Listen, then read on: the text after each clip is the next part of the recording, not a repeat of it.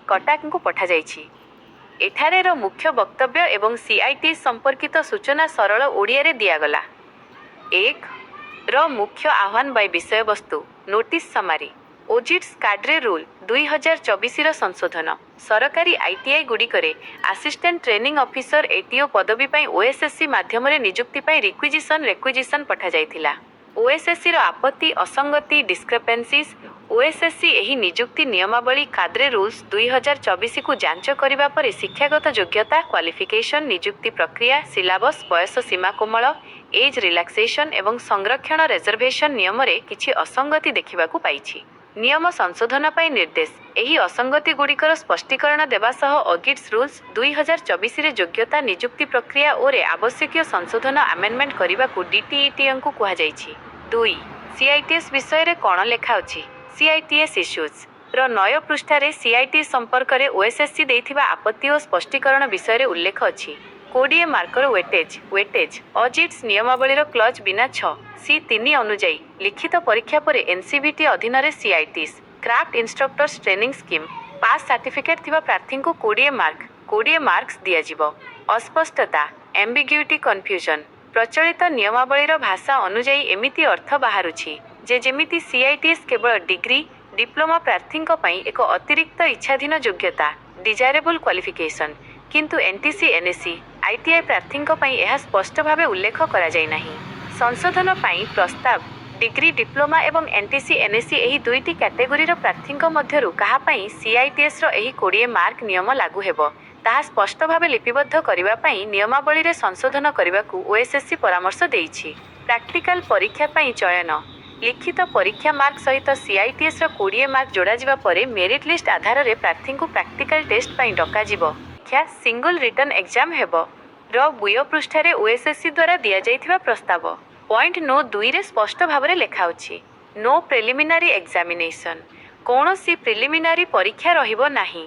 150 marks return exam केवल 150 marker गोटे main return examination करा जिवो। प्रैक्टिकल टेस्ट लिखित परीक्षा एवं सीआईटीएस वेटेज 20 मार्क मिसिबा परे आधार रे प्रार्थी को 40 मार्कर प्रैक्टिकल टेस्ट पई डका जिवो जहाँकि केवल क्वालिफिकेशन नेचर पास मार्क 50 रहिबो। तेणु नुआ नियम संशोधन पर प्री एग्जाम हेबार संभावना नहीं सीधा सड़क 150 मार्कर गोटे लिखित परीक्षा हेबो।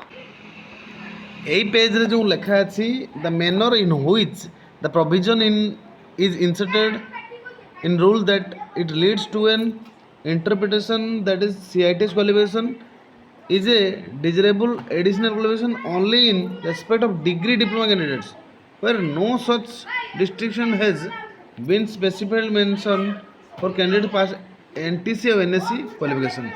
Therefore, to concern paragraph may be suitable revised to clarify specify the categories of candidates diploma degree ना और NTC NSC from home the provision is applicable. एटा होची एबे इशू हे कि अछि दिया जाइथिबा सूचना गुड़िक तले बुझाई दिया गला। एक सीईटीएस इशू सीईटीएस विषय रे कोन लेखा अछि 20 मार्क ग्रेस बा वेटेज ओजिट रूल्स रो क्लॉज बिना 6C 3 अनुसारे लिखित परीक्षा रिटर्न एग्जाम परे एनसीबीटी अधीन रे CITS craft instructors training scheme pass certificate थिबा प्रार्थी माननकु 20 मार्क मिलिबो। द्वंद्व बाय नियम संशोधन वर्तमानर को देखिले एमिति लागुछि जे जेपरी सीआईटीएस केवल डिग्री डिप्लोमा प्रार्थी माननक पई एक्स्ट्रा डिजायरेबल क्वालिफिकेशन किंतु एनटीसी एनएससी प्रार्थी माननक पई यह स्पष्ट भावे उल्लेख नाही। तेणु ओएसएससी अनुरोध करिछि जे सीआईटीएस नियम डिप्लोमा डिग्री एवं एनटीसी एनएससी उभय प्रार्थींक पई किपरि लागू हेबो ताहारे स्पष्ट संशोधन करा जाऊ।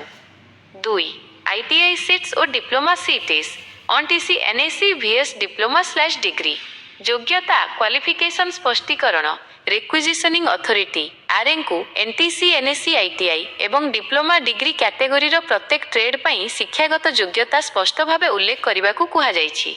इंजीनियरिंग और नॉन इंजीनियरिंग विभाजन केउ ट्रेड गुड़िक इंजीनियरिंग कैटेगोरी रे आसीबो एवं केउ गुड़िक नॉन इंजीनियरिंग कैटेगोरी रे आसीबो ताहा आरे स्पष्ट करिवे। एनटीसी एनएससी ପାଇଁ ମାଟ୍ରିକ 10th ବାଧ୍ୟତାମୂଳକ ଏନଟିସି ଏନଏସସି କ୍ୟାଟେଗୋରୀର ଏଟିଓ ପୋଷ୍ଟ ପାଇଁ ଆବେଦନ କରୁଥିବା ପ୍ରାର୍ଥୀମାନେ ନିଶ୍ଚିତ ଭାବେ ମାଟ୍ରିକ 10th ପାସ୍ କରିଥିବା ଆବଶ୍ୟକ ତାହା ସ୍ପଷ୍ଟ କରିବାକୁ କୁହାଯାଇଛି। 3 PTGI case part time guest instructor ବୟସ କୋହଳ ଏଜ୍ ରିଲାକ୍ସେସନ୍ ପୂର୍ବରୁ ସରକାରୀ ଆଇଟିଆଇ ଗୁଡ଼ିକରେ କାର୍ଯ୍ୟରତ part time guest instructor PTGI ପ୍ରାର୍ଥୀମାନଙ୍କୁ 10 ବର୍ଷର ବୟସ କୋହଳ 10 ଇୟର୍ସ ଏଜ୍ ରିଲାକ୍ସେସନ୍ ଦିଆଯାଉଥିଲା। ସ୍ପଷ୍ଟୀକରଣ ମଗାଯାଇଛି। ଏହି ଆଗାମୀ ଏଟିଓ ନିଯୁକ୍ତିରେ ମଧ୍ୟ ପିଟିଜିଆଇ ପ୍ରାର୍ଥୀମାନଙ୍କୁ ସେହିଭଳି 10 ବର୍ଷର ବୟସ କୋହଳ ମିଳିବ କି ନାହିଁ ସେ ନେଇ ରିକ୍ୱିଜିସନିଂ ଅଥରିଟି ଆର୍ଏଙ୍କଠାରୁ ସ୍ପଷ୍ଟ ସୂଚନା ମଗାଯାଇଛି।